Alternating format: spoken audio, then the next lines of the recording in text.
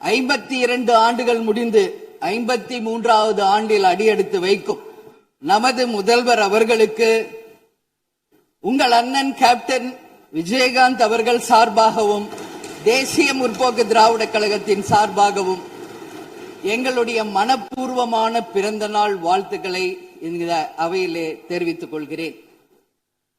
முதல்வர் அவர்களுடைய பிறந்த நாள். முதல்வருக்கு ஒரு கோரிக்கை வைக்கிறேன்.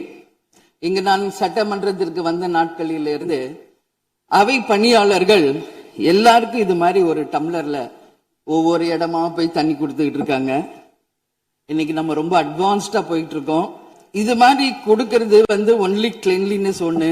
அவை பணியாளர்களுக்கு நிறைய வேலை இருக்கு. ஒவ்வொரு டேபிளா அவங்க தவழ்ந்து கொடுக்கறது நமக்கே பாக்குறதுக்கு ஒரு மாதிரி இருக்கு. சோ சிஎம் ஒரு ரெக்வெஸ்ட், பெட் பாட்டில்ஸ்ல ஒவ்வொரு டேபிள்லயுமே பாட்டில்ஸ் நீங்க குடி தண்ணீர் வச்சிடலாம். குடிச்சிட்டு அவங்கவுங்க இடத்துல அவங்கவுங்க வச்சிட போறாங்க. இதனால கவர்மெண்ட்டுக்கு எக்ஸ்ட்ரா செலவும் ஒன்னும் வரப்போறது இல்ல. அவங்கவுங்க இடத்துல வச்சிடலாம் அப்படின்ற என் கருத்தை நான் சொல்றேன்.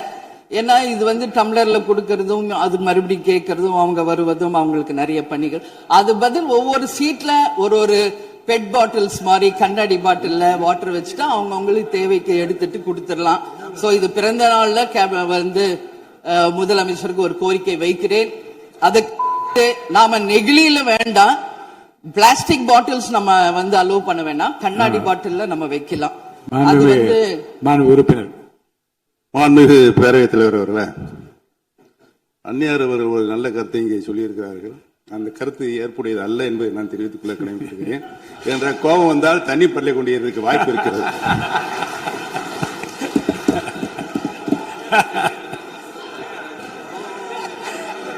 உறுப்பினர் பேசலாம்.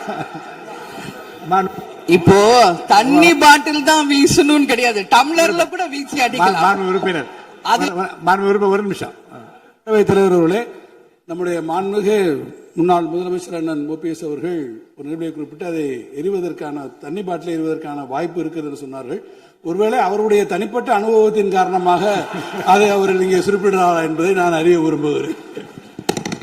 மாண்புமிகு உறுப்பினர், ஏன்னா காலையில இருந்து ரொம்ப காரசாரமாவே போயிட்டு இருந்துச்சு. அதனால ஒரு ஹாப்பியா நம்மளுடைய முதல்வர் பிறந்த நாள்ல எல்லாரும் சந்தோஷமா இன்னைக்கு நம்ம அவையே செய்வோம். சோ பாட்டில் தான் வீசணும்ன்றது இல்ல.